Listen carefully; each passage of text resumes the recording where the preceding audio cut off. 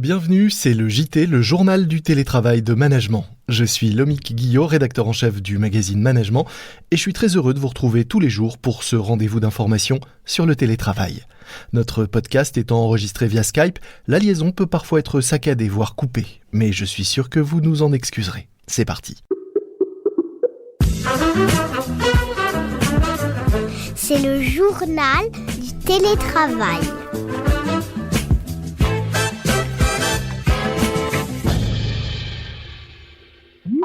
Aujourd'hui, j'accueille Benjamin Lévy, le cofondateur de Gymglish, qui propose des cours de langue en ligne, fun et personnalisés.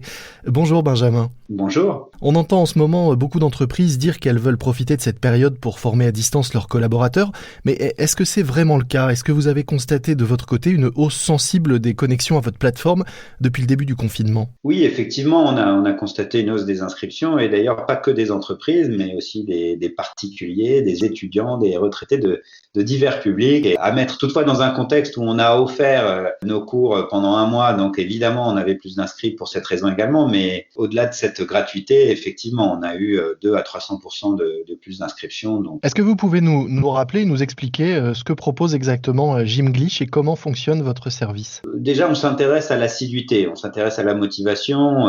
On n'est pas une N+1 plateforme de ressources pédagogiques en ligne. Il y en a déjà beaucoup. Il y en avait déjà beaucoup en 2004 quand on a commencé avec Gymglish. Nous, on s'intéresse à qu'est-ce qu'on peut faire dans un contexte en ligne, à distance, tout seul, devant un écran, petit ou grand, pour rester assidu, pour rester motivé et ainsi pour apprendre, mais aussi consolider, réviser. D'où cette idée de gymnastique quotidienne, Gymglish. Du coup, le service est un service de leçons quotidiennes, personnalisées, scénarisées et corrigées. Et du coup, on va adapter par adaptive learning, ce qu'on appelle aujourd'hui l'adaptive learning, c'est-à-dire l'apprentissage adaptatif, le contenu de chaque session de 10 minutes pour qu'il soit au plus proche des attentes, du niveau de chaque utilisateur, non seulement en termes d'acquisition des connaissances que de révision. Donc concrètement, c'est un abonnement et tous les matins, vous recevez votre petite leçon, elle est corrigée. Et encore une fois, le contenu de cette leçon, conçu pour durer une quinzaine de minutes, va être scénarisé pour emprunter des ingrédients de divertissement et essayer de vous faire marrer, de vous faire découvrir des personnages hauts en couleur, des personnages et des situations décalées, comme le font très bien des auteurs de séries, pour essayer de vous garder dans la durée, vous inciter à continuer, d'apprendre et à réviser. Est-ce que vous avez noté, alors au-delà du nombre d'inscriptions qui a augmenté depuis le début du confinement, une plus forte assiduité encore de vos apprenants ? Elle était déjà haute parce que, encore une fois, c'est notre objectif, même, oui.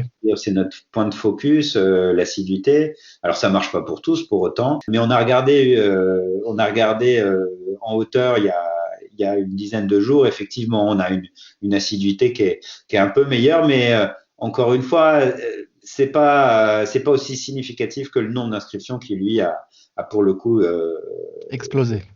Oui, explosé en tout cas, qui a bien augmenté d'un coup au début du confinement. Alors, en quoi votre solution est particulièrement adaptée à la période et au télétravail ? Est-ce que c'est parce que c'est important encore plus aujourd'hui d'avoir un rendez-vous quotidien et régulier, des repères et cette routine que l'on crée ? L'une de nos clés de l'apprentissage, c'est d'essayer au quotidien d'être concis pour peser le moins possible sur nos emplois du temps. Donc c'est vrai que cette période de confinement peut-être nous amène à voir autrement la notion de temps, à voir autrement la notion de long terme et peut-être qu'on arrive à convaincre davantage de personnes de l'utilité d'inscrire ces efforts dans la durée.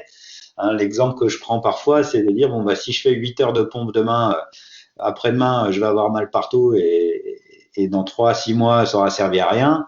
Alors que si je fais pendant 5-10 minutes quelques pompes, quelques exercices, mais que je le fais régulièrement dans la durée, là, ça va apporter ses fruits à 3 mois, à 6 mois, à 1 an. Donc cet argumentaire, on va dire, parle davantage en période de confinement. Après, le reste, c'est le côté ne pas bousculer les emplois du temps et finalement, et peut-être contre-intuitivement, ne pas bousculer les emplois du temps, c'est vrai en période de confinement et c'est vrai hors période de confinement. C'est-à-dire qu'il faut savoir être léger au quotidien, s'insérer dans les routines. Il faut une routine et pour la trouver, il faut s'insérer on va dire facilement parmi les autres routines.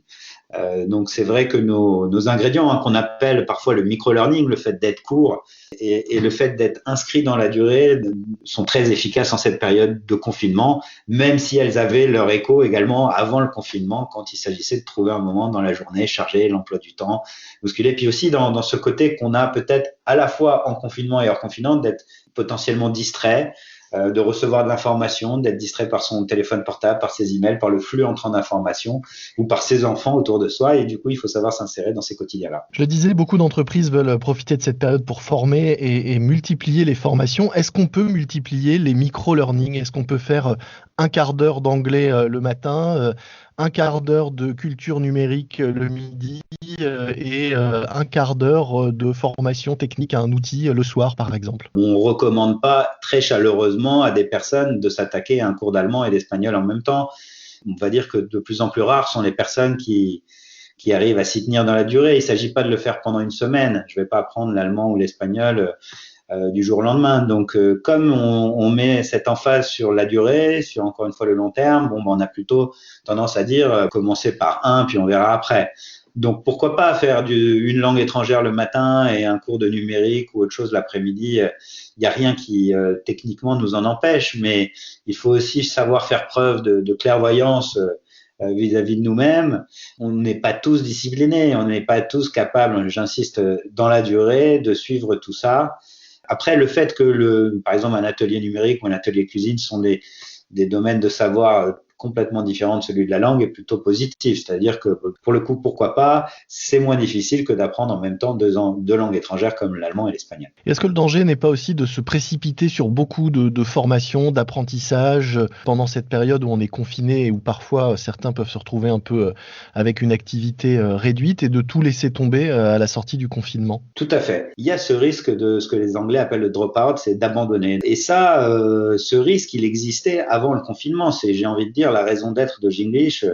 On n'a encore une fois pas créé Jinglish pour ajouter des ressources pédagogiques en ligne. Il y en avait déjà en 2004. Mais il y avait des taux d'abandon énormes. Donc, effectivement, c'est aussi le risque qui est peut-être accru en cette période de confinement, c'est qu'on commence plein de choses et puis on risque d'en abandonner tout autant ou beaucoup. Et du coup, on ne va pas arriver à consolider les apprentissages. Donc, l'heure de vérité, le moment de vérité, ce sera après le confinement, de voir combien de nouveaux utilisateurs vous conservez après cette hausse incroyable du début de confinement. Oui, et au-delà, parce que nous, on est sur des durées de formation très longues. On est sur des durées de formation de 10 mois en moyenne en entreprise, parce qu'il y a des cycles de décision des financeurs, les entreprises qui sont annuels. Mais sur du particulier, on est sur du 2 ans moyen. Donc, on est vraiment sur cette idée qu'on va apprendre peu au quotidien, mais de façon régulière, 2, 3, 5 fois par semaine, mais dans la durée. Donc, il faut dire aussi aux entreprises qui nous écoutent et aux DRH qui nous écoutent qu'il ne faut pas espérer que leurs collaborateurs, à la sortie du confinement, soient devenus miraculeusement bilingues parce qu'ils auraient suivi une formation pendant la durée de ce confinement. Il n'y a pas de miracle, et ça c'est vrai pour les langues et c'est vrai dans beaucoup d'autres domaines de formation, en e-learning. Encore une fois, le e-learning ou le digital learning, appelez-le comme vous voulez, il arrive au début du 21e siècle, au début des années 2000 avec beaucoup de promesses, des promesses de démocratisation d'accès à la formation. On va former tout le monde pour pas cher, tout va être disponible. Et puis 20 ans plus tard, et en dépit de nombreuses innovations techniques, on n'a pas tant que ça ouvert la formation, l'éducation, le savoir à tout le monde. Pourquoi ? Parce que on a oublié que c'est pas parce que j'ai des bibliothèques en ligne disponibles et qu'elles sont exhaustives, qu'elles sont parfois gratuites ou pas chères, que je vais y aller, que je vais apprendre des choses, que je vais m'en souvenir, que je vais pouvoir les mobiliser, ces connaissances. Et du coup, c'est ça pour nous, d'après nous, l'enjeu du e-learning. C'est pas tellement la faisabilité technique, ni même la mise à disposition de ressources exhaustives. C'est plutôt qu'est-ce qu'on peut faire pour que les gens les exploitent dans leurs emplois du temps, confinés ou non, et dans la durée. Et c'est là l'enjeu, et c'est pas facile parce que vous êtes tout seul devant un écran. Comment êtes-vous de votre côté organisé pour cette période de confinement et de télétravail au sein de Jinglish? Quelle est votre pratique du télétravail et votre organisation en ce moment? Déjà, toute l'entreprise évidemment est en télétravail. Bon, ça a été très facile pour nous parce que d'une part notre activité est 100% en ligne, ça aide, mais j'ai envie de dire depuis 15 ans ou 16 ans qu'on existe, on a toujours eu une partie de l'équipe en télétravail, une partie de la semaine. On avait aussi beaucoup de voyageurs qui souhaitaient voyager et travailler. Donc, ça a été assez souple pour nous. Après, il y a des dispositions ponctuelles ou qui dépendent des situations familiales des uns et des autres. Par exemple, je vais vous prendre mon exemple personnel. Moi, j'ai 2 jeunes enfants en bas âge. Je suis à 50% de mon temps. Donc, on a une partie de l'équipe qui est à temps partiel parce qu'ils ont des enfants à garder, mais la plupart est à temps complet. Donc, j'ai envie de dire que cette transition vers le confinement s'est faite assez facilement. On a eu la chance d'avoir un soutien du gouvernement justement pour ces personnes qui, tout d'un coup, devaient assumer la garde de leurs enfants, par exemple.